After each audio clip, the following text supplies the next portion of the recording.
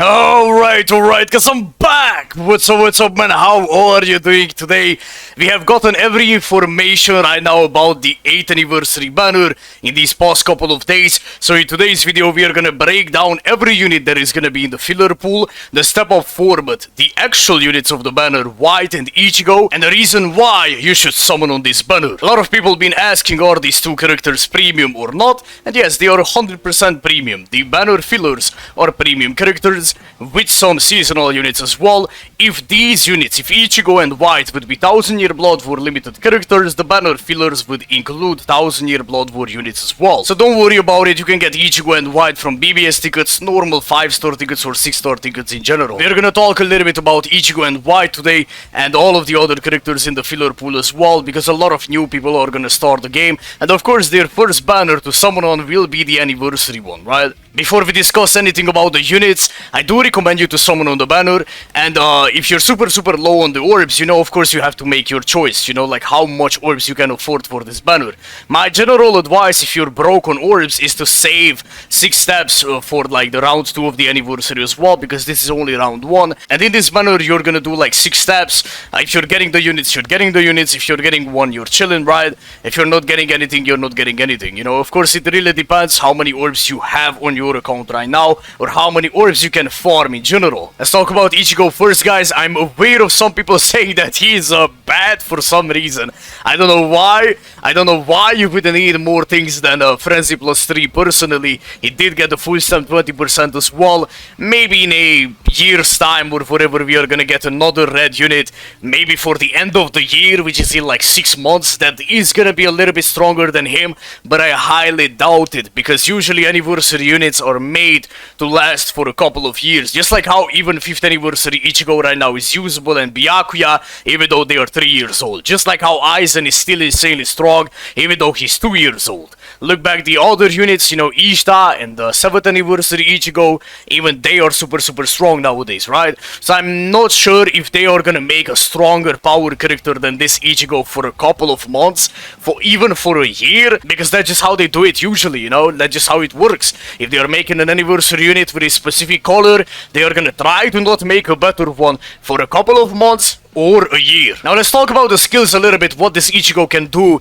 He's absolutely overpowered, and I don't think at this day and age he needs more things at all. I really don't. Maybe if you're getting like 50 million new type of content in the game where you need more damage or whatever, but at this point of time, no one has Frenzy plus 3. No one does the same thing as Ichigo in the power attribute, so there is no reason to downplay him or anything like that. If you just don't like the unit, you don't like the unit, but he's overpowered for sure, and he's more than capable of being the best power unit in the game. Now he does have weakening and drain, so he can keep the full stamina super easily. He does have sharpshooter, which is ignoring the ranged resistance of the enemies, and guard break as well. Shared immunity for the whole entire team. Increased chances to inflict. It's not like he needed this ability, because he has Frenzy plus 3 already, so he's gonna hit 4 times with his abilities, so he's gonna inflict non-stop. So this increased chances is just, you know, on top of everything, right? You know, he didn't really need this. Hit hidden enemies 100% chance, you know, that's really good, so that way you don't need to apply an item.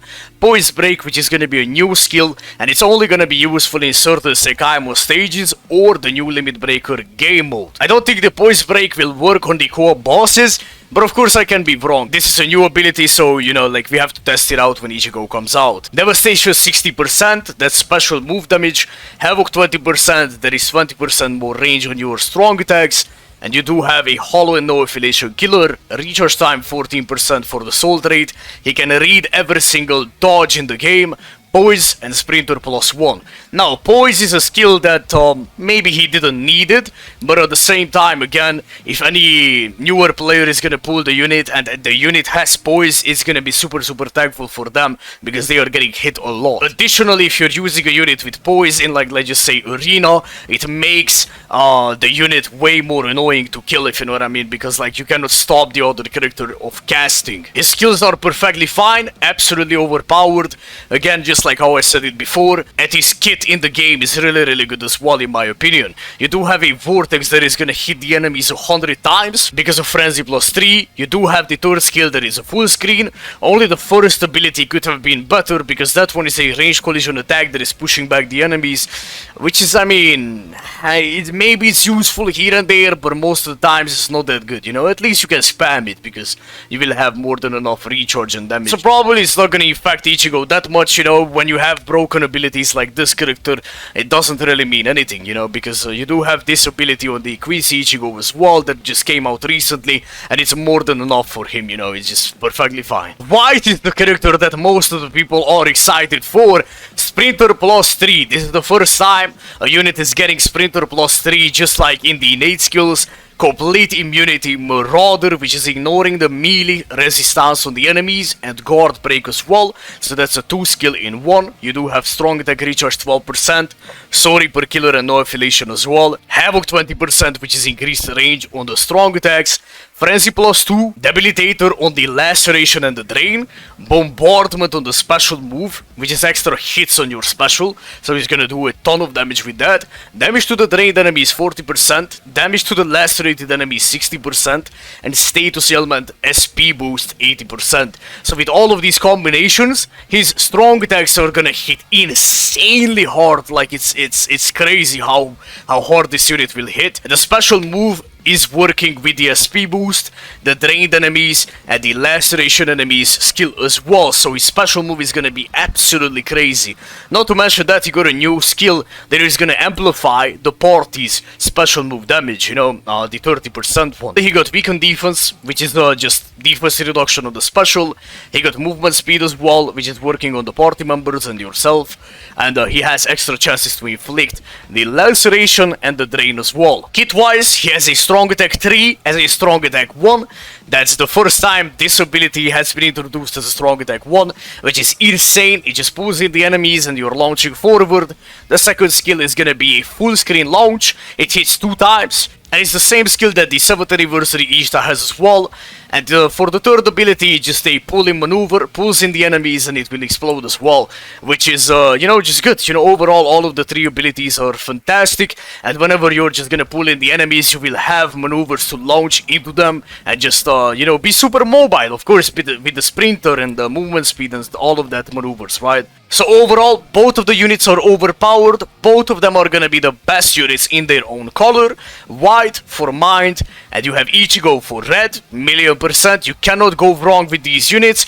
It's gonna be super easy to play with them as well because they are gonna break the game. So if you like how they look like, absolutely just go for them. Now for the rest of the characters in the filler pool, most of them are really good. There are always gonna be, of course, characters that not a lot of people care about because they are just kinda weak or mid or whatever, how you wanna call them, but most of these units are giving you a huge value. Let's start off with Yamamoto. He was a mid-mod unit, and he has 100% damage to the not inflicted enemies, which will allow you to do a consistent amount of damage to every type of enemy on the field. You don't really need to inflict any status ailments.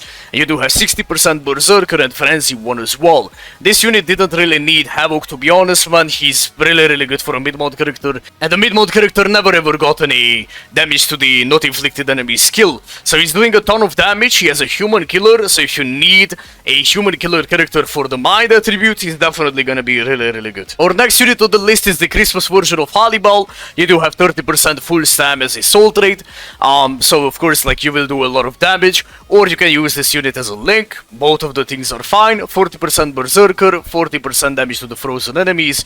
You do have some farming capabilities here as well with a, you know, potion stuff, right? And you do have a coin drop as well. I mean, it's kind of whatever, you get the point. She has okay strong attacks in the game, and if you like Halibel overall, I mean, she's a mediocre character right there. It's not a bad one, absolutely not a bad one. Christmas Yoruichi, Droplet, drop soul trait.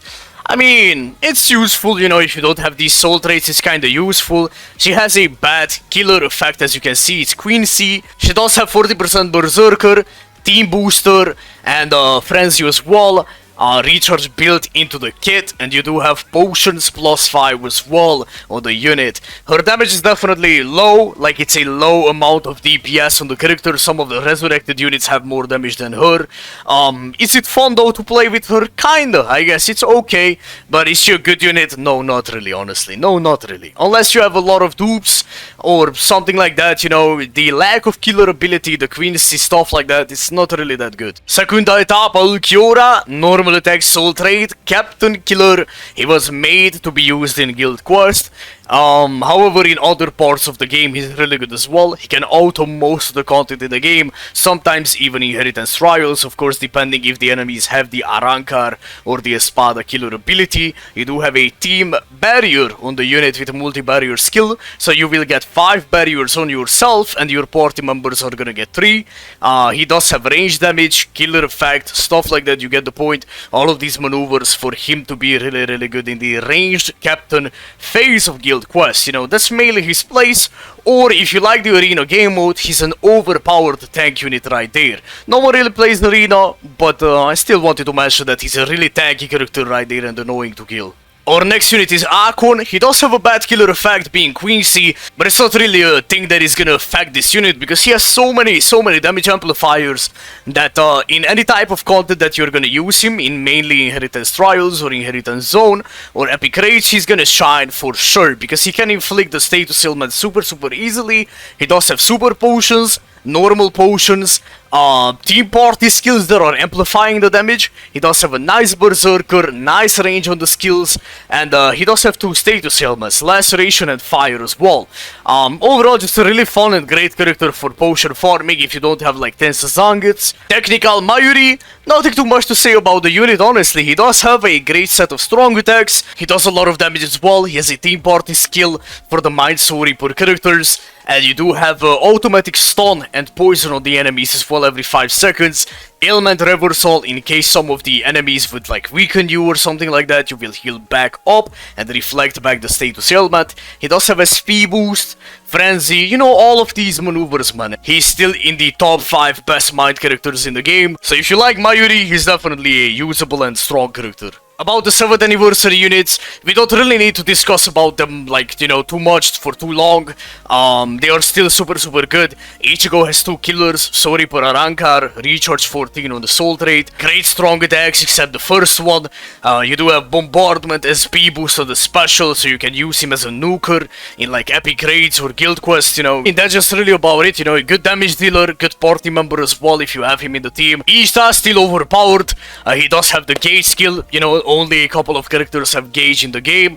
Whenever the gauge fills up, you're gonna get 100% berserker and cooldown reduction on your existing cooldowns. Even up to this day, this unit is absolutely overpowered.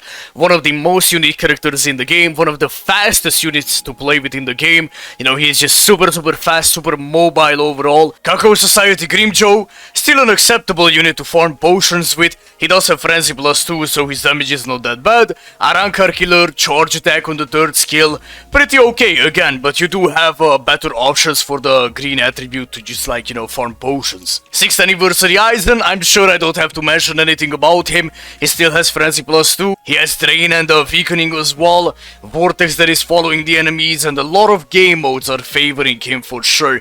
He's easy to play, and it's, you know, it's just a really good unit even up to this day. Again, just like how I said it before, I do recommend you to summon on the anniversary banner, and potentially if you have a lot of orbs, or if you can save a little bit of orbs for round 2 of the anniversary, that would be good as well. But overall, the banner is good. The only issue with the banner is that it's gonna be a 7-step format banner, so after step 6, every multi is gonna cost you 250 orbs, with no guaranteed 5 stars after then, right? So it's gonna be a huge gambling if you're going past step 6, but at least you will have an 8% chance to pull a 5-star. Hopefully I was able to help. Have a beautiful day/night wherever you are. Take care, and bye-bye.